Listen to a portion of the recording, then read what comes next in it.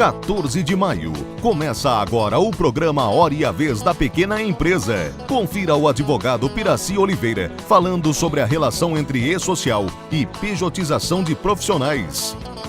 Com a turbulência política que vive o Brasil, algumas questões são importantes para a reflexão.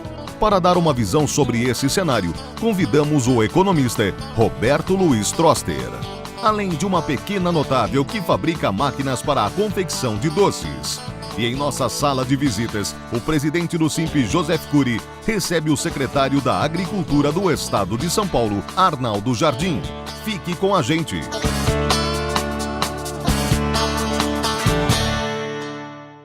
No último dia 10 de maio, a especialista em marketing de conteúdo, Nancy Assad, e a editora Atlas lançaram o livro Marketing de Conteúdo. Durante o evento, além da sessão de autógrafos, houve um talk show com a presença de importantes personalidades da área. Bom, a motivação desse livro está baseado nos nossos longos anos de experiência, trabalhando com conteúdo relacionado a causas, buscando trazer informações relevantes e transmitir a essência dos nossos clientes de acordo com a sua filosofia empresarial, os seus objetivos e também os seus públicos-alvos.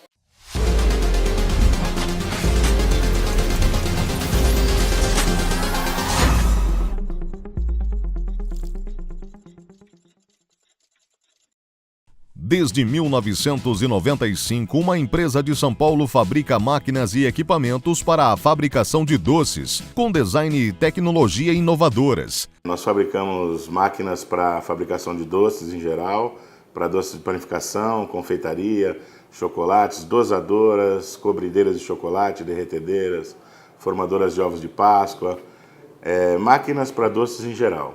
A última novidade é a dosadora para bombons recheados, que veio para aumentar ainda mais o sucesso da empresa.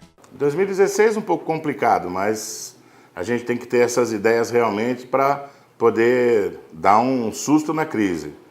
Então nós temos hoje esses lançamentos justamente para quem necessita de equipamentos pequenos, espaço pequeno, custo pequeno, menos dinheiro para poder comprar o equipamento. Então nós estamos fazendo esses equipamentos para tentar amenizar o que está acontecendo no mercado.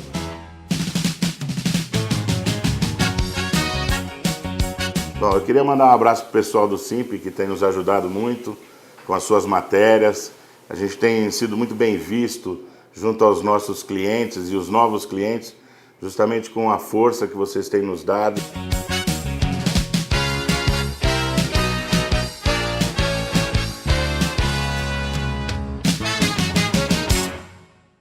Com a turbulência política que vive o Brasil, algumas questões são importantes para a reflexão.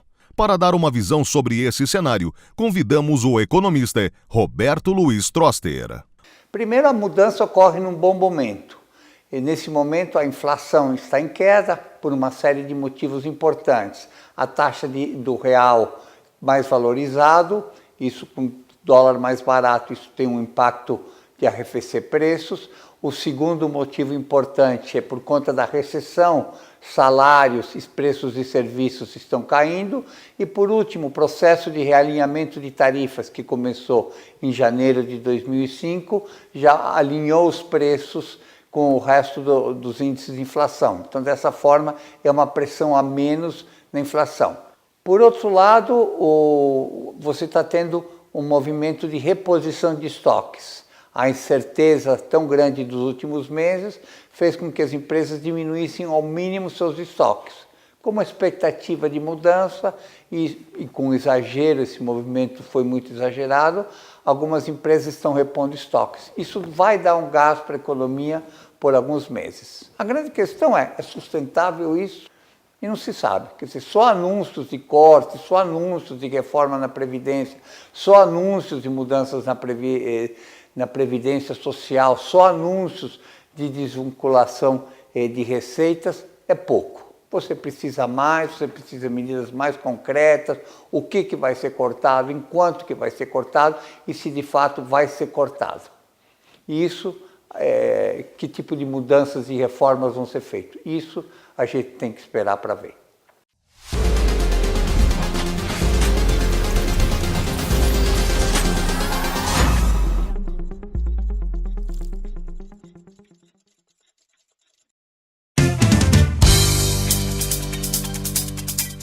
Olá! No programa de hoje falaremos sobre dois institutos que são absolutamente interligados e aplicáveis para o planejamento de 2016-2017. E-Social e a chamada pejotização. Muito bem, o E-Social, a última perna do SPED, na verdade, grosso modo, é a folha de pagamento digital. Muito mais do que a folha de pagamento, é a relação de todos os prestadores de serviços que tenham retenção na fonte de INSS e Imposto de Renda. Então, a partir de janeiro de 2017, você, micro e pequeno empresário, ficará sujeito à entrega das informações no chamado E-Social, sistema SPED. Muito bem, lá estará sua folha de pagamento e toda a sua relação de contratados mês a mês. De outra forma, nós temos a chamada pejotização, que é a contratação, cada vez mais frequente, de pessoas jurídicas em situações que, outrora, talvez fossem regidas pela CLT. A chamada pejotização, no Brasil, não tem lei específica, não tem regra específica. Há uma posição do TST proibindo a contratação de pessoas jurídicas na atividade fim. Muito bem, como é que E-Social e pejotização se interligam para você, micro e pequeno empresário, em 2017? As chamadas PJs deverão constar em um anexo do E-Social de maneira individualizada. Então, a partir de janeiro de 2017, toda a contratação feita por intermédio de uma pessoa jurídica será denunciada no E-Social. O Fisco, a Previdência, o Fundo de Garantia e a Receita Federal poderão questionar se determinadas pejotizações são lícitas ou não. Serão lícitas aquelas que não tiverem um cunho de vínculo empregatício, não tiverem aquele grau de pessoalidade na contratação. Poderão ser ilícitas aquelas contratações que, devendo ser regidas pela CLT, são travestidas por uma pessoa jurídica interposta, a chamada PJ, que nesse caso seria ilícita. Então, algo que até então passava praticamente despercebido no mercado, passará, a contar de janeiro, a ser explicitamente lançada dentro do programa SPED na modalidade E-Social. Fica aqui a dica para que você avalie seus controles, avalie a forma de contratação e identifique se não há possibilidade de caracterização de um chamado planejamento tributário ilegal, que gerará consequências não só para quem presta os serviços, como também para você que o contrata. Muito bem, era o que eu tinha a dizer. Até o próximo programa. Muito obrigado.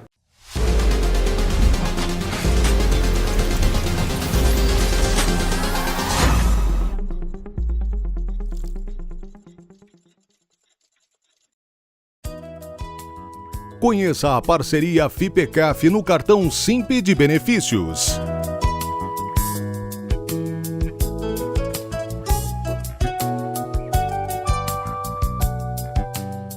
A FIPECAF possui uma ampla grade de cursos de graduação, MBA, mestrado e extensão em contabilidade, auditoria, controladoria, atuária, mercado de capitais e finanças com descontos especiais para os associados Simpe. Para saber mais, ligue 11 2184 2020 ou acesse o site www.fipecaf.org. Entrevista da semana.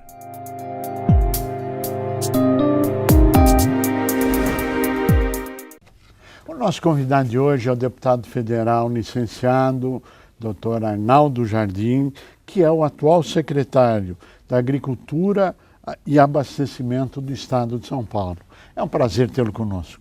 Estou muito feliz de estar aqui, Cury, com você mais uma vez, que faz esse trabalho maravilhoso de prestígio, divulgação, fomento à micro e pequena empresa aí, num momento tão especial como que nós estamos vivendo no Brasil, né? É verdade. E a gente gostaria de aproveitar esse momento e mudar um pouquinho o foco e pedir a sua avaliação, com a sua experiência política, seu conhecimento acumulado, do Brasil, que conta agora com o novo presidente, que é o presidente Michel Temer. Qual a sua avaliação?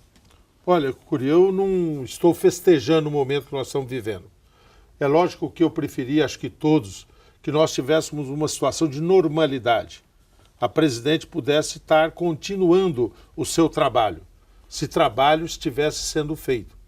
Porém, as circunstâncias, a pedalada fiscal, que redundou numa irresponsabilidade fiscal, caracterizou-se o crime de responsabilidade, isso tudo gerou um efeito cascata que significou descontrole absoluto da economia, gerando uma recessão sem precedentes na história do país, causando um estrago que você tem alertado aqui no seu programa sistematicamente, e 11 milhões e meio de brasileiros estão vivendo a face mais dura, que é a face do desemprego sem perspectiva de se reinserir no mercado de trabalho. Então, inevitável, se impôs o impeachment. Qual é a minha sensação hoje? É uma sensação de animação. Primeiro, acho que o Michel Temer, vice-presidente, presidente em exercício, agora é uma pessoa experiente, qualificada, e os sinais que eu vi nesse início são muito positivos. Significa um sinal de estabilidade para a economia, segurança, recuperar supostos que foram base do Plano Real, responsabilidade fiscal, combater centralmente a inflação, e eu acho que isso é uma condição básica para a retomada da atividade econômica. Agora, existem os bônus e existem os riscos. Os bônus me parece que já foram abordados agora. Quais são os riscos dessa operação na sua avaliação? Primeiro, nós teremos uma oposição firme, intransigente, e eu acho que certamente radical, que é o PT. O PT reencontrando aquilo que foi o seu nascimento. O PT parece que, num determinado instante, amadureceu para compreender a sociedade de uma forma mais dinâmica, mas esse amadurecimento foi exagerado do PT, porque ele acabou se vergando às velhas práticas políticas, clientelistas, deu laivo à corrupção, o que foi determinante para a queda que teve o PT. Então o PT vai se reencontrar com uma oposição, que eu gostaria que fosse minimamente produtiva, para ajudar o Brasil a dar certo. De outro lado, o governo de Michel Temer não tem uma base de apoio construída a favor do Michel Temer. O que houve foi uma base contrária ao que aí estava. Então ele vai ter que fazer um processo de construção e conquista dessa sua base. Acho importante os movimentos que ocorreram para que ele tenha uma base parlamentar ampla, porque não bastará tomar algumas medidas econômicas se elas não forem acompanhadas de reformas estruturais. Eu destaco a reforma trabalhista e destaco a reforma tributária como questões básicas desse momento que nós vamos viver. Mas essa conquista da base parlamentar tem que ser a base de ideias, não pode ser a base de loteamento do governo, do toma lá da cá, até porque isso se mostrou absolutamente incapaz. A Dilma tentou praticar isso, o Lula, e não foram capazes de fazer. Então, a construção dessa maioria tem que ser a conquista das ideias, da sociedade, e que o parlamento também esteja sintonizado com isso. Falando em parlamento, falando em abastecimento, falando em alimento, falando na Secretaria da Agricultura, me parece que São Paulo está vivendo um momento extremamente delicado, onde estudantes estão invadindo a Assembleia Legislativa, estão pedindo CPI, etc. Isso tem alguma coisa a ver com a sua pasta ou não? E se você pode falar um pouquinho a respeito. Tem homens públicos que, quando se vêem diante de dificuldades, dizem, isso não é do meu departamento, eu não tenho a ver com isso. Eu acho que todos é verdade. Eu tenho uma função pública, né? Fui deputado estadual, sou deputado federal licenciado, então tudo que significa uma insatisfação da sociedade ou algo que tenha a ver com o interesse público, acho que cada um de nós é responsável. Me sinto responsável por isso. A Secretaria da Agricultura faz um trabalho, fomentando a produção, estimulando cooperativas, fazendo com que o trabalhador possa estar mais sintonizado. Depois até vou me permitir lhe entregar algum material sobre isso. Com muito Mas prazer. para não me desviar daquilo que você pediu que eu comentasse, nós temos em São Paulo uma situação de um ensino que precisa melhorar sempre, mas aqui em São Paulo, lá fora, o ensino fundamental, que é um dos ensinos de melhor qualificação do Brasil. nós temos uma situação em que nós temos um fornecimento sistemático de merendas. Todos os dias, 3,5 milhões de estudantes recebem a merenda regularmente no estado de São Paulo. E a notícia não são 3,5 milhões comendo normalmente. A notícia é quando sai merenda estragada ou quando há algum problema. E nas escolas técnicas e de ensino tecnológico, a maior rede de ensino tecnológico que existe no Brasil é a rede de São Paulo. As ETECs e as FATECs. Que fazem um trabalho muito bonito. Que tem um trabalho importante. O maior atestado disso é o nível de empregabilidade. Neste momento de crise mesmo, no momento anterior, eram disputados. Nesse momento de crise, nós temos tido uma alta taxa de empregabilidade. O jovem que sai da nossa ETEC ou FATEC sai com um lugar de trabalho muito bem encaminhado. Né? Nessas escolas, nós tivemos um prolongamento do período de permanência.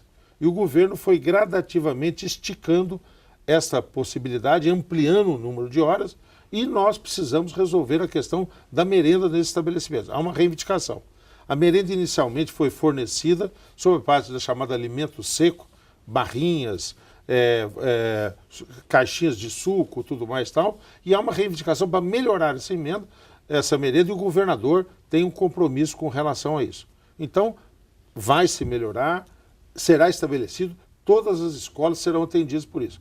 Agora, eu acho que você foi delicado, mas você queria perguntar também de algo que foi denunciado nos jornais, que é um escândalo de venda de merenda. É isso? Na verdade, a pergunta objetiva é esta. Acho importante, e acho que você faz bem o seu papel de cobrar isso. Né?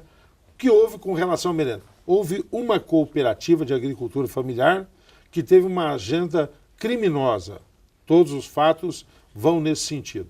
Por quê? Porque a agricultura familiar, por uma lei que existe nacional, uma lei apresentada pelo governo federal, aprovada pelo Congresso, em todas as compras públicas que se faz de merenda, em alguns setores públicos, como o setor de presídios também, alguns hospitais, se decidiu para fomentar e prestigiar a agricultura familiar, que é a micro e a pequena empresa da agricultura, que precisa ser fomentada e apoiada. Então se estabeleceu o seguinte princípio: olha, você vai comprar para fornecer numa merenda de uma cidade, você vai comprar alimentos, tá certo?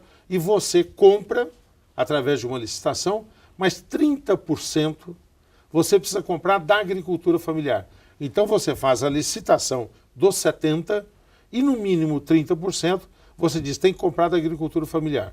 Em alguns instantes... O Estado ou o município? Todos. Todos. Estado, todos os estados do Brasil, municípios e o governo federal. Okay. Se fez isso.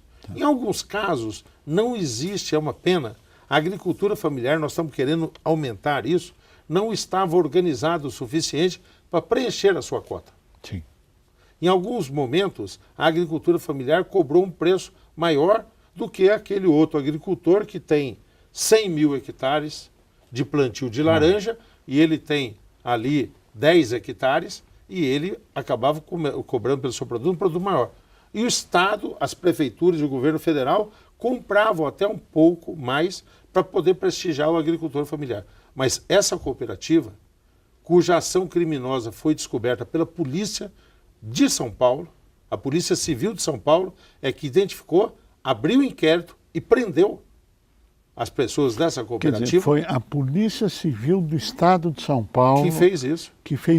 Fez isso. Bom, descobriu, porque houve sinais de uma ação dessa cooperativa vendendo para algumas prefeituras. Identificou que ela estava trabalhando no sentido de fazer um pacto com outras cooperativas para elevar o preço e descobriu-se outra coisa, que ela, incapaz de ter uma produção própria, ela estava comprando e revendendo. Ela usava o selo agricultura familiar, mas ela não era de origem de agricultura familiar. Agora, e nós estamos passando um pente fino, o governo como um todo, o governador mandou rapar tudo, corregedoria, verificando e tomando atitudes com relação a isso. Agora, o governo do Estado de São Paulo não fez compra nessa cooperativa ou fez? Fez uma compra no ano de 2009, ela depois perdeu a próxima concorrência e essa compra de 2009, todos os dados de mercado e todos os comparativos não indicam nenhum tipo de deturpação ou derivação. Ou seja, foi o governo de São Paulo, através da Polícia Civil, que achou a fraude, detectou, apontou e hoje... as pessoas foram presas. E hoje a opinião pública... Hoje há uma ação do Ministério Público, sim, as medidas, averiguando e todas as medidas feitas. Todas as medidas foram feitas, mas nós estamos quase no final do programa, eu queria a sua avaliação. Eu nem falei da Secretaria da Agricultura, nada. Pois é, o que eu ia perguntar agora, o novo ministro, o Blairo Maggi, sua avaliação e a sua atuação na Secretaria nos últimos 2 minutos que nos faltam. Olha, com relação ao Blairo Maggi, que é o novo ministro indicado pelo presidente Michel Temer, eu tenho a melhor expectativa. É uma pessoa empreendedora, é produtor rural de origem, foi depois governador e muito bem aprovado, reeleito no estado do Mato Grosso e é hoje senador da República, né? Então eu tenho expectativa, nós vamos intensificar com ele, espero, São Paulo e o Brasil, fazendo programas integrados. Em que sentido? O que se trabalha hoje na agricultura? Se trabalha para disseminar o conceito de integração lavoura-pecuária, para que a agricultura seja cada vez mais produtiva. Se trabalha para uma agricultura que seja harmônica com o meio ambiente. Aqui em São Paulo nós temos um conjunto de institutos de pesquisa. Esse eu vou me permitir lhe entregar. Por favor. Se refere ao nosso Instituto Agronômico. Aqui se anunciam novos cultivares que foram identificados. Então, nós temos uma relação de pesquisa com institutos em todos os cantos. Aqui nesse boletim, que também vou me permitir, fazemos um relato daquilo que é a nossa extensão rural, apoio ao pequeno particularmente, a todos, mas o pequeno é quem mais precisa efetivamente da extensão rural, da informação, e nós temos um programa que nós chamamos Microbacias, que ele fomenta cooperativas, associações de produtores. Nós temos 257 cooperativas participando disso hoje no governo de São Paulo. E quem está nos assistindo e quer ter acesso a esse material, como é que ele faz? Por favor, nosso site, estamos até felizes, demos uma guaribada no site, e lá tem publicações maravilhosas, inclusive, não só do ponto de vista do produtor, me permite dizer a vocês aí, para o consumidor também. Então, dicas de alimentação saudável, cuidados com relação à preservação dos alimentos, pode ser obtido no www.agricultura.gov.br, tá certo? Que é o nosso site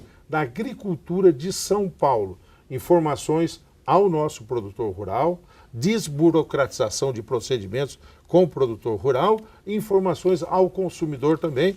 Me permite deixar com você aqui as nossas publicações, mas quero voltar um outro dia e falar mais da Secretaria. Será um prazer tê-lo conosco.